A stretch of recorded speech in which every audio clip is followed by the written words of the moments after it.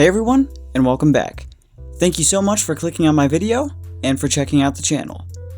It's 2024, so that means Five Nights at Freddy's officially turns 10, and paired with the fact that I just recently met MatPat, who is genuinely the nicest person by the way, I was inspired and thought it would be fun to start the year off right by doing a video on a FNAF theory of my own.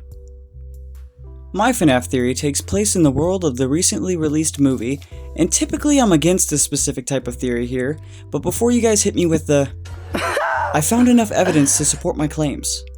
Also, I know that MatPat just announced his retirement, so Mr. Matthew Patrick, this one goes out to you. Thank you for all the years of inspiration. Theory time. Today we will discuss the fact that I believe that the events of the FNAF film all take place within Vanessa's head. That is, all except for the final few scenes where we see her in the hospital. Why would this be? Well, here are the reasons to support my rather outrageous claims. Number 1, we have a wild one already. They never actually mention or even talk about what happened to the aunt after the hospital scene.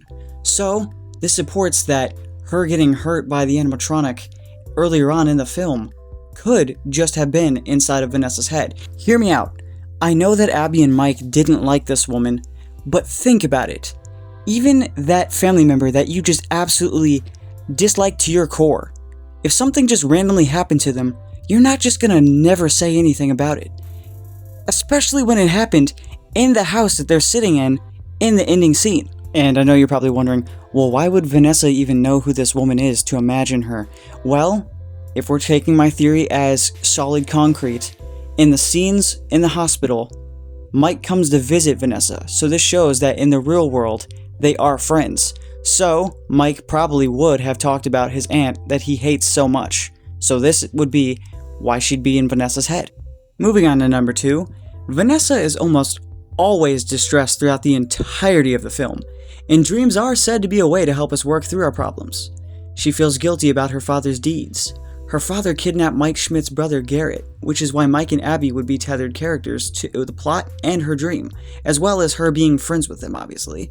And another fact that would help to support my theory is, a large chunk of the plot of the film revolves around Mike and the ghost children stuck in a recurring situation out in the woods.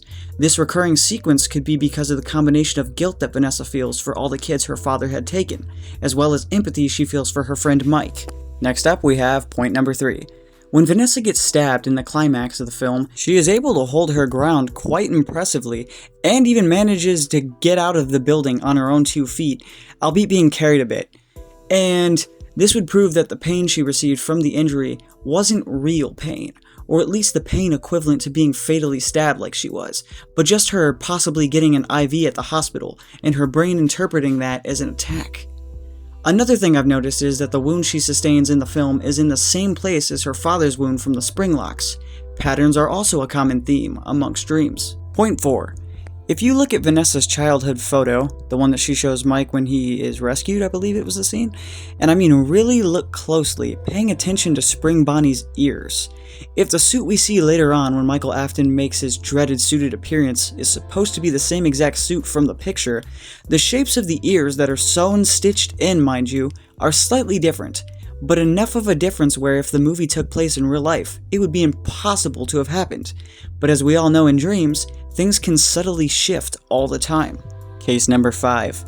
I know that a lot of scenes were cut, but if we're going along with the scenes that were present in the final cut of the film, I found it odd that when Max, a friend that Mike Schmidt is quite dependent on, disappears, and we only get one line about wondering where she went, and then never ever hear about her again. That is until a shadowy jump scare toward the end, and it isn't even really focused on. This could match with the weird pacing and inconsistencies of dreams. Point number 6. Another fact I found in my research is that we have never ever actually seen the inside of Freddy Fazbear's during the daytime in any of the games. Now I could be mistaken, but from what I found, that seems to be the case. But if Vanessa really is the owner, William Afton's daughter, like the film states, then she'd know exactly what the place looks like inside and out at all times. So the scenes taking place during the morning could further prove that they are indeed happening within her coma-encased mind. Next at number 7 we have, if we think about Vanessa's introduction, it's during the night. She takes her time to show up, and during dreams we sometimes set up the story first before making our own appearance. She also knows where everything at Freddy's is, like I've stated, starting with the first aid kit. She even stops for a moment to work through parts of her rough life with Mike on multiple occasions throughout the film, and goes through a character arc of becoming her own person by the end of the film, instead of just some sort of amalgamation of her father. This also shows you that you could definitely view her as the secret main character of the film.